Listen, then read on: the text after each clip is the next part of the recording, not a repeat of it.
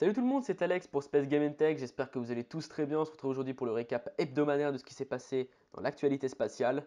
On y va, c'est parti. Lundi, après la passation de commandement, la veille entre Shane Kimbrough et Peggy Whitson devenant commandante de l'ISS pour la deuxième fois de sa carrière, le Soyuz MS-02 s'est désarrimé de la station avec à bord l'équipage de l'expédition 50, Kimbrough, Ryzhikov et Borisenko. Ils se sont posés sur Terre dans l'après-midi près de Djekasgan, dans les steppes du Kazakhstan. Le même jour, on fêtait les 30 ans de l'amarrage du module Quantum 1 à Mir. Il s'agit du premier module pressurisé à avoir rejoint le noyau central de la station le 9 avril 1987. Dédié à la recherche astrophysique, le module de 11 tonnes était équipé de 4 télescopes pour l'étude des rayonnements X de l'univers. Plus d'infos dans la description. Mardi, la société Arca Space a annoncé de vouloir démocratiser le vol spatial à l'aide d'une fusée munie d'un seul étage et qui pourra transporter près de 100 kg de charge en orbite basse. Arca rentre ici en concurrence avec SpaceX pour réduire toujours plus les coûts de fabrication de ses fusées.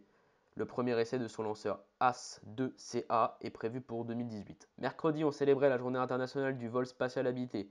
En effet, il y a 56 ans, Yuri Gagarin effectuait le premier vol spatial humain en orbite. C'est un jour majeur pour l'entrée de l'humanité dans l'ère spatiale sur la scène internationale. Jeudi, Thomas Pesquet a annoncé ses lauréats au concours d'écriture de texte Imaginons une suite au Petit Prince.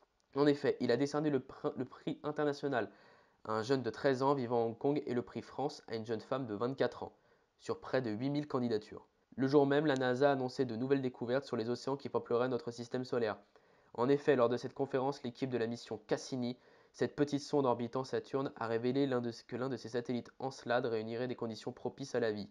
On retrouve sur une des photos un panache de vapeur qui émanerait des fissures à la surface. Sous cette épaisse couche de glace se trouverait en effet une forte activité géothermique.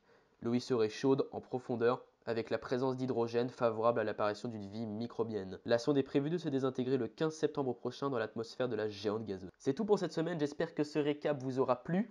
On se retrouve dès demain pour un récap spécial high-tech et la semaine prochaine pour l'unboxing du Samsung Galaxy S8. J'espère que vous serez tous présents.